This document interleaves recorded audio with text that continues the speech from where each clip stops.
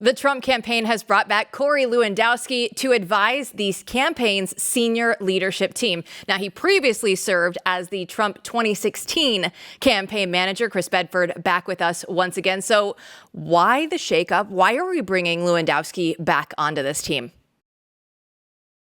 Well, there's been a couple of hiccups with this campaign, as you can tell. They were caught rather flat-footed when Kamala Harris came out, which is silly. They should have been reading the Beltway brief. They would have known that the only candidate who could replace Joe Biden was Kamala Harris, because Democrats really did want all that money, and they didn't want to have a fight over race and DEI. So the vice president it was going to be. The Trump family has, from the sources I've been talking to, which is quite a few, have been growing increasingly dissatisfied with both LaSavita and Susie Wiles. They've been dissatisfied with the infighting. And, it's not that uncommon to see a shakeup. 2020 saw its first campaign manager fired after the campaign basically ran out of money and then taken over by someone else. 2016 was basically by the seat of their pants campaign. That was just Donald Trump and Corey Lewandowski and a couple others roaming the country and taking heads. Now they wanted to bring someone back to try to restore a little bit of order. Lewandowski is someone who Donald Trump and the family both are very comfortable with. Kellyanne Conway is coming back on. A number of other folks will be joining this campaign. And I think what they're hoping is that he can break up some of the power struggles and some of the jealousy and the power bases that have developed within a campaign that ought to be working more cohesively together.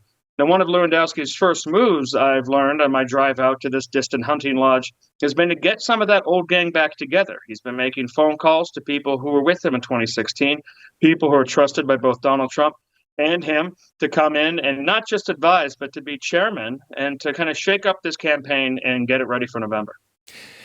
Chris, we're going to talk about that hunting lodge at the end of this. I'm hoping you're going to give us a tour of whatever's behind you and you're collecting. I thought it might be your basement for a while there, but we'll get to that. So with Lewandowski, it's great that you bring up the past, because people do need to remember, Trump runs through people in these campaigns, and that was 2016. He went through people and he sort of ascended a ladder. And, frankly, I think like a lot of people, I don't give a damn. Whatever gets us there, right, is great. Cycle through all the people you want, just win, baby. But the problem here is we should delve into why this happened.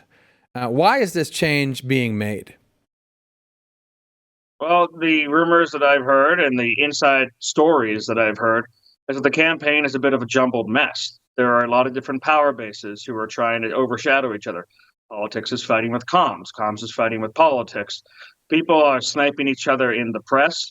It's got all the hallmarks of a dysfunctional campaign, but also something that's not particularly uncommon at a campaign on this level.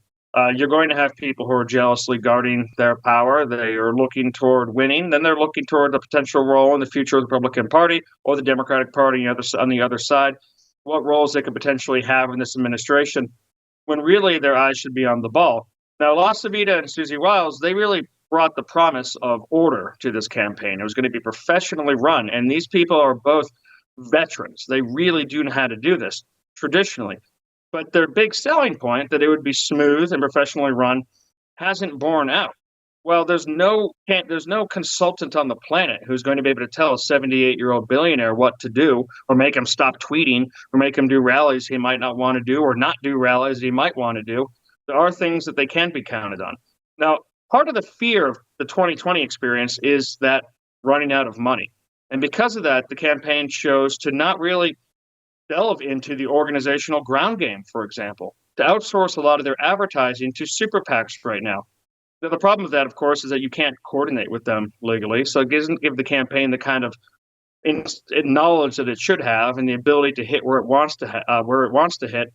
Another problem is that even in the age of outsourcing, it's kind of like the idea you saw during the Iraq War, that you can just outsource the military's job to contractors. That turns out to not actually be the case. Campaigning is still campaigning, war is still war, and any campaign still needs to actually have a real serious ground game. So that's one thing that Lewandowski came from that realm in New Hampshire. That's one thing he's going to try and bring, and it's one of the things that he's already begun trying to rebuild, is that basic infrastructure, so they're not just reliant on super PACs and the RNC. That makes a lot of sense, Chris. So infrastructure, let's talk about some other changes that might come out of this. For instance, a lot of people have been upset since the assassination attempt that hasn't been spoken about more, and that there's the messaging right now is a little off. It should be attacking in a different way. What do you think about the future? Are there any hints of the direction in which Lewandowski would try to push things? I think they're going to try and get down to the bread and bones of this whole thing, if that's an expression. Talk about the economy, talk about safety, talk a little bit about foreign policy, talk about that assassination attempt. I mean, that assassination attempt got a smaller window of press coverage than the Harvard professor who got arrested when Barack Obama was president. It was 1 week of press conference. Now, you can definitely, incorrectly, look at CBS, at ABC, CNN, and the New York Times and say, well, they just don't want to talk about it. They're going to ignore it. But it does take a candidate, and it does take messaging and advertising to really push that through. Now, it has gotten through at some levels in the culture. For example, I was with my family on the Ocean City Boardwalk last week, where all these cheap T-shirt factories sell these shirts that you would be very embarrassed for your children generally to buy. All these sorts of silly messages and punk rock things and heavy metal things. But it was kind of shocking. For every T-shirt you saw like that, another one had Donald Trump with his fist in the air and the American flag behind it that said, fight, fight, fight. You saw it everywhere. And this is a place that sold anti-George W. Bush T-shirts. So it has entered some of that kind of grassroots mainstream culture. People are buying it. But the campaign has failed to really talk about the messaging. Now, the campaign is actually spending a lot of money. They're, at this moment, outspending Democrats in television ad buys. They're blanketing the states, not just the campaign itself, which is outspending Democrats, but the outside contributors are also outspending Democrats. And they still haven't been able to get this message through. The focus hasn't been there.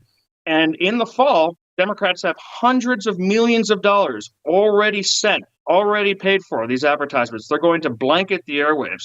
So this is the time for the campaign to really get that back in control. And then lastly, it is difficult to control any candidate. That's not just true for Donald Trump, although it's very true for him. It's true for a House candidate or a Senate candidate.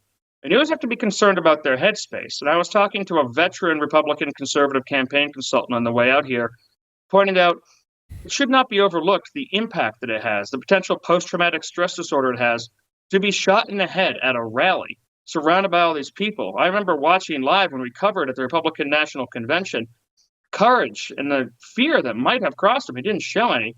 For Donald Trump, after being shot, to return to public, surrounded by tens of thousands of people in an arena, and the willingness to stay on message.